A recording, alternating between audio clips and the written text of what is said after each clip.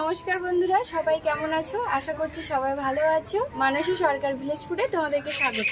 আজকে আবার একটা রেসিপি নিয়ে তোমাদের সাথে শেয়ার করতে চলে এলাম। আশা করব ভিডিওটা ভালো লাগবে। যদি ভিডিওটা ভালো লাগে অবশ্যই লাস্ট পর্যন্ত দেখো। বন্ধুরা, এই যে দেখো দাঁতনে মাছ, এটাকে কিন্তু জাবা ভেটকিও বলে। তো তোমরা কি মাছ নামে জানো আমাকে কমেন্ট করে অবশ্যই জানিও যে তোমরা এই মাছটাকে কি নামে ডাকো। তো চলো, মাছগুলিকে ধুয়ে পরিষ্কার করে নিয়েছি। তোমাদের দাদাভাই বাজার থেকে কেটেই নিয়ে এসেছিল মাছ। এবারে আমি মাছের মধ্যে দিয়ে দিচ্ছি লবণ, হলুদ। লবণ আর হলুদ দিয়ে মাছের মধ্যে লবণ হলুদ খুব ভালোভাবে মাখিয়ে নিচ্ছি।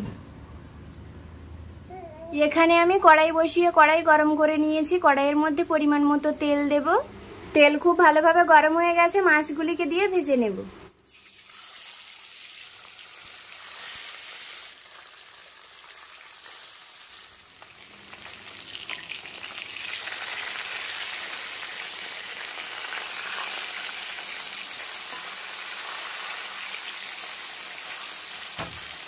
মাছ তিনটে কিন্তু খুব সুন্দরভাবে ভেজে নিয়েছি। এবারে মাছ উঠিয়ে নেব।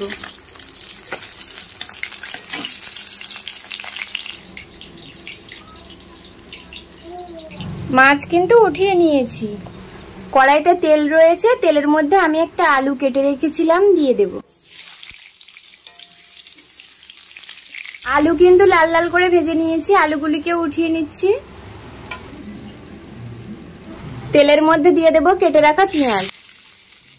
পেঁয়াজ কিন্তু খুব সুন্দরভাবে ভেজে নিয়েছি। দিয়ে দিচ্ছি সামান্য পরিমাণে আদা রসুন বাটা, কেটে রাখা টমেটো, সামান্য পরিমাণে জল, দিয়ে দিচ্ছি পরিমাণ মতো লবণ, পরিমাণ মতো হলুদ, সামান্য পরিমাণ লঙ্কা গুঁড়ো, সামান্য পরিমাণে জিরে গুঁড়ো।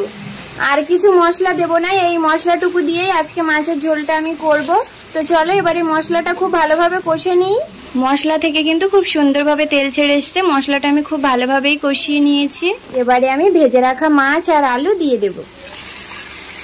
মাছ আর আলু দিয়ে মশলার সাথে একটু কষে নিচ্ছি।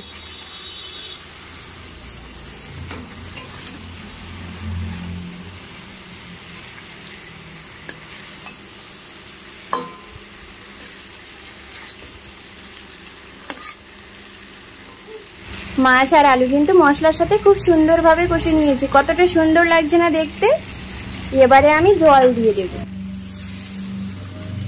পরিমাণ মতো জল দিয়ে দিয়েছি। এবারে ঢাকা দিয়ে দেব। 5 থেকে 7 মিনিট ঢাকা দিয়ে দেব, গ্যাসের ফ্লেমটা কমে রেখে। ঢাকনাটা খুলে নিয়েছি। কতটা সুন্দর হয়েছে দেখো বন্ধুরা তরকারির কালারটা। এবারে আমি দেখে নেব আলু কতটা সিদ্ধ হয়েছে। এই যে দেখো আলু পুরোপুরি ভাবে সিদ্ধ হয়ে গেছে। তো তরকারিটা কিন্তু রেডি হয়ে গেছে।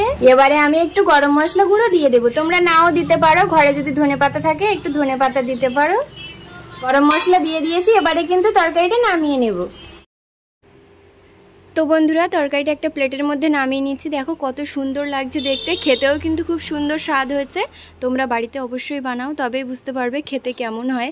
আর আজকে আমার এই রেসিপিটা যদি তোমাদের ভালো লাগে অবশ্যই লাইক, কমেন্ট এবং শেয়ার করে দিও। আর যদি আমার চ্যানেলে নতুন হয়ে থাকো একটা সাবস্ক্রাইব করে দিও। তো সবাই ভালো থেকো, সুস্থ থেকো, টাটা। আর এইভাবে অবশ্যই ঘরে বানিও।